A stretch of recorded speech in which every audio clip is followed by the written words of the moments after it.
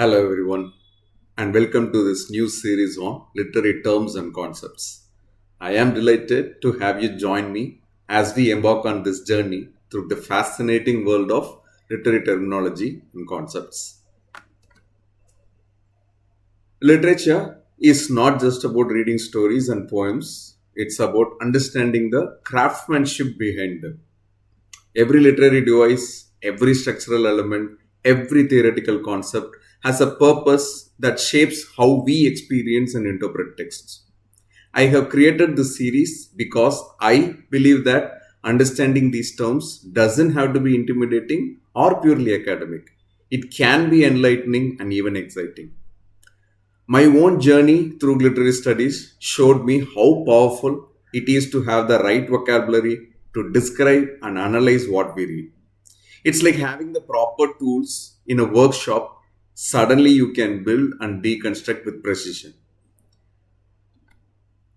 While I have designed this series with NET aspirants in mind, I want to emphasize that these videos are for anyone with a passion for literature. Whether you are preparing for the UGC NET examination, whether you are a college student studying literature, whether you are a teacher looking to refresh your knowledge, or simply a book lover wanting to deepen your understanding of literary works, there is something here for you. My goal is to democratize this knowledge and make it accessible to everyone interested in the rich world of literary analysis.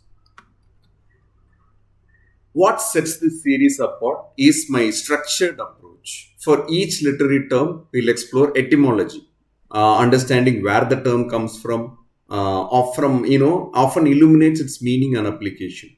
Then the historical context. We will examine when and why the concept emerged in literary history, giving you a timeline for the development. Definition. I will give you clear, concise explanations of each term with distinctions from similar concepts and also classic examples from literature. We will be analyzing passages from renowned literary works that exemplify each term in action and seeing is understanding. We will also have quiz revisions, interactive elements to test your knowledge and reinforce that learning. And also UGC past papers context. We look at how these terms have appeared in previous NET examinations, helping aspirants understand the pattern and importance of each concept. The cluster approach. Rather than presenting terms in isolation, we will explore them in meaningful clusters. This approach helps you see the connections between related concepts and understand how they work together in literary analysis. For example, when discussing narrative techniques, we will cover related terms like point of view, narrative distance, and narrative reliability together. How can you make use of this series? If you are a NET aspirant, I recommend following the series sequentially and completing the practice questions. Pay special attention to the sections on past paper context. If you are a literature enthusiast, feel free to jump to the clusters that interest you most. The examples from classic literature might introduce you to new works or offer fresh perspectives on familiar ones. Teachers might find the etymology and historical context sections particularly useful for providing background in your own lessons.